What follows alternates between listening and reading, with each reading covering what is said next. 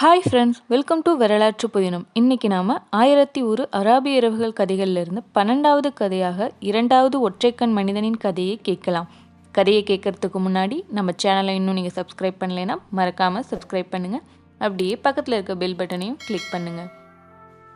இரண்டாவது ஒற்றைக்கண் மனிதன் தன் கதையை சொல்லத் தொடங்கினான். நான் ஒரு அரசன். எனக்கு எல்லா சாஸ்திரங்களும் தெரியும். என் பெயர் புகழ் எல்லா தேசங்களிலும் பரவி இருந்தது. அதை கேள்விப்பட்ட இந்திய மன்னர்களில் ஒருவன் என்னை பார்க்க விரும்பினான். எனக்கும் இந்தியாவை பார்க்க ஆவல் இருந்ததால் மன்னன் அழைப்பை ஏற்று அங்கே சென்றேன். போகும் வழியில் வழிப்பறி திருடர்கள் இருந்ததால் என்னுடன் வந்தவர்கள் எல்லோரும் ஓடிப்போய் விட்டனர். நான் மட்டும் தனியாக விடப்பட்டேன்.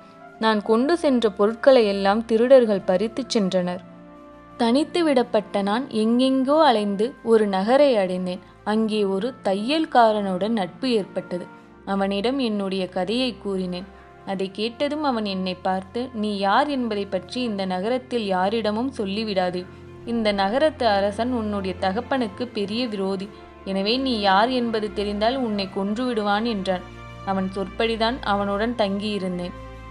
என்னுடைய வாழ்க்கைக்காக ஏதாவது தொழில் செய்ய வேண்டும் என்று நினைத்தேன். ஆனால் எனக்கு தெரிந்த தொழில்முறைகள் எதுவும் அந்த நகரத்தில் பயன்படவில்லை. எனவே விறகு வெட்டி வந்து விற்று வாழ்க்கை நடத்தி வந்தேன். தினசரி காட்டிற்கு போவதும் விறகு வெட்டி கொண்டு வந்து விற்பதுமாக 1 ஆண்டு கழிந்தது. அப்படி ஒரு நாள் விறகு வெட்டும்போது ஒரு மரத்தின் வேரை பெயர்த்து எடுக்க வேண்டி நேரிட்டது. மண்ணை தோண்டினேன். அப்போது ஒரு பித்தளை கதவு தென்பட்டது. திறந்து பார்த்தேன். கதவு வழியே படிக்கட்டுகள் காணப்பட்டன. அதில் இறங்கி உள்ளே சென்றேன். ஒரு அரண்மனையை அடைந்தேன். அங்கே ஒரு பெண் மட்டும் தனித்து இருந்தாள். வேறு யாரும் இல்லை. அவள் பேரழகி. அப்படி ஒரு அழகு பெண்ணை நான் கண்டதே இல்லை. அப்படியே மயங்கி நின்று விட்டேன்.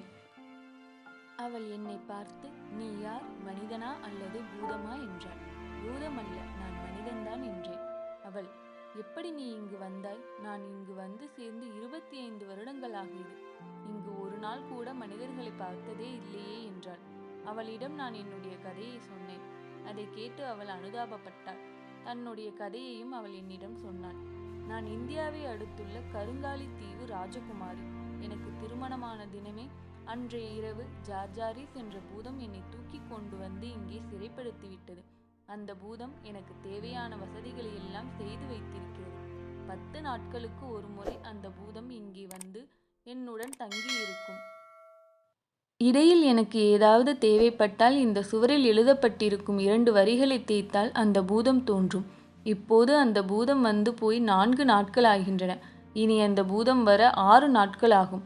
ஆகவே அடுத்த 5 நாட்களை நீ பயமின்றி என்னுடன் கழிக்கலாம் என்றாள். அதன்படியே நான் அவளுடன் தங்கினேன். அதுவரையில் நான் அடைந்திராத பெரும் சந்தோஷத்தை அவளிடம் அடைந்தேன். 5 நாட்கள் சென்றன. 6வது நாள் பூதம் வந்துவிடுமே என்ற கவலை எனக்கு ஏற்பட்டது. நம் இன்பத்திற்கு தடையாக உள்ள அந்த பூதத்தை கொன்றுவிடுகிறேன் என்று அவளிடம் சொன்னேன். அவள் சிரித்து கொண்டே, 10 நாட்களுக்கு ஒரு முறைதானே அந்த பூதம் வரும். ஒரு நாள் பூதத்திற்கும் 9 நாள் உனக்குமாக இருக்கட்டுமே, வீணாக அலட்டிக்கொள்ளாதே என்றாள். ஆனால் நான் அந்த யோசனையை ஏற்கவில்லை. ஒரு நாள் கூட அவளை நான் பிரிந்திருக்க விரும்பவில்லை. அவளை எனக்கே சொந்தமாக்கி கொள்ள விரும்பினேன். பூதத்தை வரவழைக்க அவள் எழுதியிருந்த வரிகளை தேய்த்தேன்.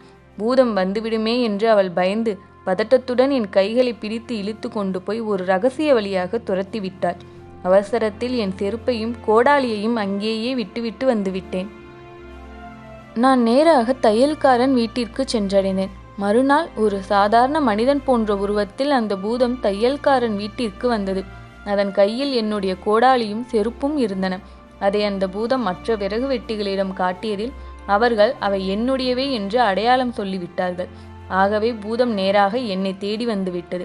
என்னை தூக்கி கொண்டு ஆகாய வழியாக பறந்து சென்று அந்த பெண் இருந்த இடத்தில் சேர்த்தது.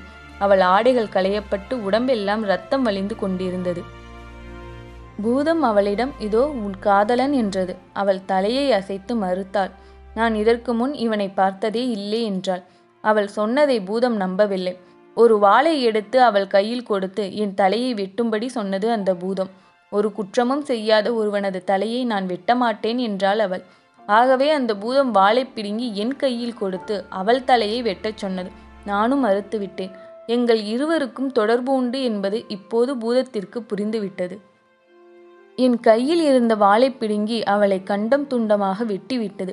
பிறகு என்னை பார்த்து, பெரிய குற்றம் எதுவும் நீ செய்யவில்லை, ஆகையால் உன்னை கொல்லப் போவதில்லை. ஆனால் உன்னை ஒரு மிருகமாக்கி விடுகிறேன். எப்படிப்பட்ட மிருகமாக ஆவதற்கு விரும்புகிறாய் என்று சொல் நீயே என்றது. அதை கேட்ட நான், பொறாமை குணம் படைத்த ஒருவன் மன்னிக்கப்பட்டதைப் போல் என்னையும் மன்னித்துவிடு என்று சொல்லி அந்த கதையை சொன்னேன். இரண்டாவது ஒற்றைக்கண் மனிதன் சொன்ன பொறாமைக்காரன் கதையை அடுத்த வீடியோவில் கேட்கலாம். அதுக்கு நம்ம சேனலை இன்னும் நீங்கள் சப்ஸ்கிரைப் பண்ணலைன்னா மறக்காமல் சப்ஸ்கிரைப் பண்ணுங்கள். தேங்க்ஸ் ஃபார் வாட்சிங்.